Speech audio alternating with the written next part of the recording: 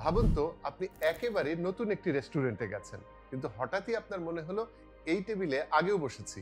এই দেয়ালের রং, এই আলোর ঝলকানি, এমনকি পাশের টেবিলের মানুষের কথোপকথন পর্যন্ত একেবারেই চেনা মনে হয়।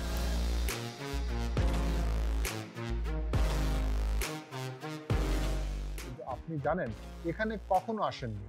ব্যাপারটা আসলে কি, আপনার আগের জন্মের স্মৃতি, নাকি ভবিষ্যৎ দেখার ক্ষমতা, নাকি আপনার মস্তিষ্ক আপনাকে ধোঁকা দিচ্ছে? বিজ্ঞান, ইতিহাস আর রহস্যের এক অনবদ্য মিশেলে আজ আমরা খুঁজে বের করব এসব প্রশ্নের উত্তর।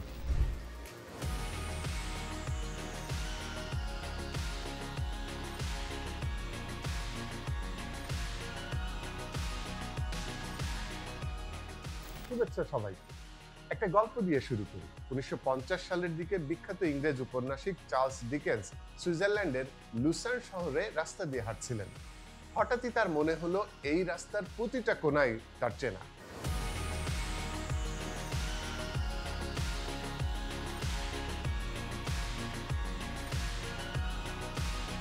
অথচ এটাই ছিল তার প্রথম সফর। নিজের একটি লেখায় তিনি এই বর্ণনা দিয়েছিলেন। নেপোলিয়ন ওয়াটারলু যুদ্ধের সময় আচমকা বিশ্বাস করতে শুরু করেছিলেন যে তিনি এই যুদ্ধ আগেও লড়েছেন, এমনকি ফলাফলও তার জানা। সহযোদ্ধাদের বলেছিলেন তিনি এই যুদ্ধে হারতে যাচ্ছেন। ওয়াটারলু যুদ্ধে পরাজয়ের পর নেপোলিয়ন বোনাপার্টের জীবন পুরোপুরি বদলে যায়।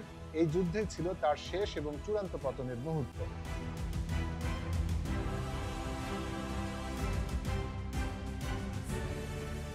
শুধু বিখ্যাত মানুষ নয়, আমাদের অনেকেরই জীবনে কোনো না কোনো সময় এই অভিজ্ঞতা হয়েছে। পরিসংখ্যান ঘাটলে দেখা যায় পৃথিবীর অন্তত প্রায় 70% মানুষ জীবনে একবার এমন অভিজ্ঞতা লাভ করেছে। বিজ্ঞানীরা এই অদ্ভুত অনুভূতির নাম দিয়েছেন ডেজা ভু।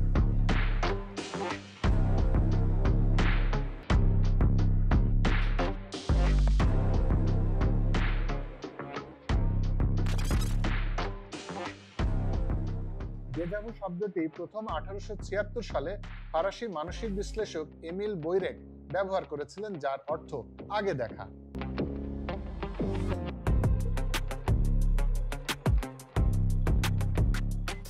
কিন্তু এর ব্যাখ্যা নিয়ে বিতর্ক শুরু হয়েছিল তার আগে থেকেই। থিওরি অফ রিকালেকশন অনুযায়ী আমাদের আত্মা প্রতিটি নতুন অভিজ্ঞতাকে পুরনো স্মৃতির সাথে সংযুক্ত করে, কিন্তু আধুনিক বিজ্ঞান কি এটা মানে?